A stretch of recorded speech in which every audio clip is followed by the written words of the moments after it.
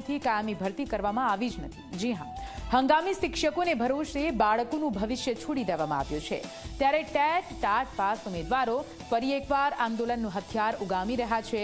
જો કે ગાંધીનગરમાં તેઓ ધરણા કરે તે પહેલા જ તેમની અટકાયત કરી લેવામાં આવી। જુઓ લાચાર બનેલા ટેટ ટાટ પાસ ઉમેદવારોનો આ ખાસ અહેવાલ।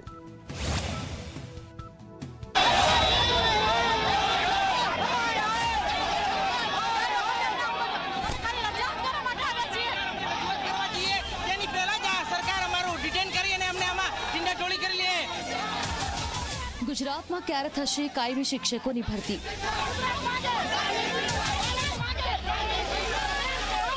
શું હંગામી શિક્ષકોને ભરોસે જ રહેશે બાળકોનું ભવિષ્ય?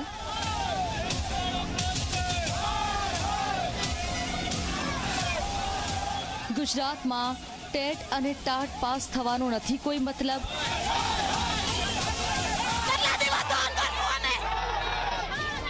ફરી ટેટ અને ટાટ પાસ ઉમેદવારો ઉતર્યા રસ્તા પર।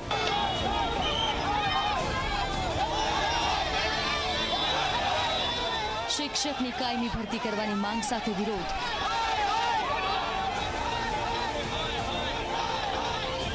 ગુજરાત સરકાર શિક્ષણનું સ્તર ન જાણે ક્યાં લઈ જવા માંગે છે તે સમજાતું નથી। એક તરફ ખાનગી શાળાઓ બેફામ લૂંટ ચલાવીને વાલીઓના ખિસ્સા ખાલી કરી રહી છે। સરકારે પણ જાણે આવી ખાનગી શાળાઓને લૂંટવાનો પરવાનો આપી દીધો છે। સરકારી શાળાઓ ખતમ થઈ રહી છે અને ખાનગી શાળાઓ તગડી થઈ રહી છે। સરકાર જાણી જોઈને આ બધું કરતી હોય તેવો આક્ષેપ લોકો લગાવી રહ્યા છે। સરકારી શાળાઓમાં હવે હંગામી શિક્ષકોની ભરતી કરાઈ રહી છે। કાયમી ભરતી ક્યારે થશે તેના કોઈ વાવડ નથી, જેના કારણે ટેટ અને ટાટ પાસ ઉમેદવારોનું ભવિષ્ય અંધકારમય બની ગયું છે। અવારનવાર તેમને આંદોલનનું હથિયાર ઉગામવું પડી રહ્યું છે, પરંતુ સરકારને જાણે કોઈ ફરક જ નથી પડતો।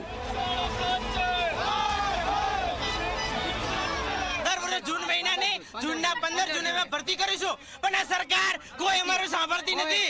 અમે બે પરીક્ષાઓ પાસ કરી, 5 વર્ષે પરીક્ષાઓ લીધી ટેટ ટાટની, અને છતાં આ સરકાર અમારું કંઈ સાંભળતી નથી। એટલે તમે આ સરકાર સુધી અમારો સંદેશ પહોંચાડો, એના માટે વિનંતી છે। પાટનગર ગાંધીનગરમાં ફરી એકવાર ટેટ અને ટાટ પાસ ઉમેદવારોએ આંદોલનનું એલાન કર્યું। કાયમી ભરતીની માંગ સાથે અનેક ઉમેદવાર એકઠા થયા, પરંતુ તેઓ આંદોલન કરી સરકારને ભીસમાં મૂકવા પ્રયાસ કરે તે પહેલા જ પોલીસે તેમની અટકાયત કરી।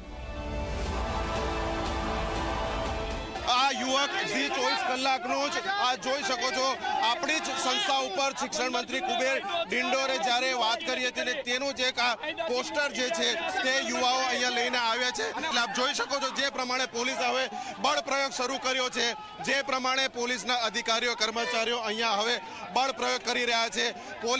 પોલીસનો જે પ્રમાણેનું વર્તન જોવા મળી રહ્યું છે, કારણ કે આ યુવકો જે છે તે રોજગાર માંગી રહ્યા છે। રાજ્ય સરકાર પાસે અનેકવાર રજૂઆત કરી હોવા છતાં પણ હજી ભરતી નથી થઈ રહી, એટલે હવે આખરે પોલીસ દ્વારા બળ પ્રયોગ કરી અને તમામ યુવકોને અહીંયાથી છૂટા કરવાનો પ્રયત્ન કરવામાં આવી રહ્યો છે। આપ જોઈ શકો છો મહિલા પોલીસ કર્મચારીઓ પણ છે, સાથે જ પુરુષ કર્મચારીઓ પણ છે, એટલે સામે હવે ઘર્ષણનો આ પરિસ્થિતિ જોવા મળી રહી છે। હાલ ટીંગાટોળી કરી અને લઈ જવામાં આવી રહ્યા છે। શહેરના પથિકાશ્રમ એસટી ડેપોથી અનેક ઉમેદવારોની અટકાયત કરવામાં આવી। પોલીસના જવાનો ટીંગાટોળી કરીને ઉમેદવારોને લઈ ગયા, જેના કારણે અનેક યુવાઓમાં સરકાર પ્રત્યે આક્રોશ જોવા મળ્યો। અમારી માંગણી છે જલ્દીથી જલ્દી 1 થી 12 ધોરણની અંદર કાયમી શિક્ષકની ભરતી કરવામાં આવે। મંત્રી શ્રી કુબેર ડિંડોરે સ્પષ્ટ કીધું હતું કે 15 જૂનની આસપાસ અમે કાયમી ભરતી કરીશું, પરંતુ વારંવાર મળવા જવા છતાં અમને આજ સુધી કોઈ જવાબ નથી મળ્યો। ઉદ્ધતાઈ ભર્યું વર્તન જ મળે છે અને જવાબ બિલકુલ યોગ્ય આપવામાં આવતો નથી। પોલીસે દાવો કર્યો કે વિરોધની મંજૂરી ન હોવા છતાં પણ પ્રદર્શનની માટે આવેલા યુવાનોની અટકાયત કરવામાં આવી છે। રાજ્ય સરકાર જ્ઞાન સહાયકની ભરતી કરે છે, પરંતુ કાયમી શિક્ષકોની ભરતી કરતું નથી, જેના કારણે હવે ઉમેદવારોની ધીરજ ખૂટી પડી છે। યુવાનોના આ વિરોધમાં કોંગ્રેસના ધારાસભ્ય જિગ્નેશ મેવાણી પણ સામેલ થયા। તેમણે સરકારને બેરોજગારી મામલે આડે હાથ લીધી।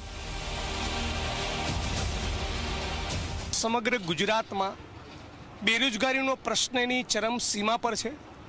રાજ્યના સામાન્ય પરિવારના યુવાન યુવતીઓ રાત દિવસ મહેનત કરી એમના મા બાપે કાળી મજૂરી કરી એમને ભણાવ્યા હોય એ આશાએ કે ભવિષ્યમાં એમના ઘડપણની લાઠી બનશે, સરકારી નોકરી મેળવશે. પણ આ રાજ્યની સરકારમાં ખાલી પડેલા સરકારી પદોમાં તો ભરતી થતી નથી, પણ ટેટ ટાટના યુવાનો યુવતીઓ જે લાંબા વખતથી માનનીય શિક્ષણ મંત્રી, મુખ્યમંત્રી, સચિવશ્રી સમક્ષ સતત રજૂઆતો કરી રહ્યા છે કે આજે આપણા ગુજરાતમાં જ્યારે 70,000થી વધારે જેટલા શિક્ષકોની ઘટ છે, ગુજરાતની વર્તમાન પેઢીનું ભવિષ્ય જોખમમાં મુકાયેલું છે, ત્યારે એટલીસ્ટ આ 90,000 જેટલા ટેટ ટાટના યુવાન યુવતીઓ જે પરીક્ષાઓ પાસ કરી, એટલીસ્ટ એમને તો તમે કાયમી નોકરી આપો. કાયમી શિક્ષકોની નિમણૂક થાય તે ગુજરાતમાં ખૂબ જરૂરી છે. જો કે સરકાર માત્ર હંગામી શિક્ષકોની નિમણૂક કરીને જ સંતોષ માની રહી છે, ત્યારે ધીરજ ખૂટેલા યુવાનોએ ચીમકી ઉચ્ચારી છે કે જો કાયમી ભરતીનો સરકાર જલ્દી નિર્ણય નહીં લે તો અમદાવાદમાં મોટી રેલી કરવામાં આવશે અને આંદોલનને વધારે ઉગ્ર બનાવવામાં આવશે. ત્યારે જોવાનું રહેશે કે ટેટ અને ટાટ પાસ ઉમેદવારોની આ ચીમકી સરકાર કેટલી ધ્યાને લે છે. Bureau report, Zee media.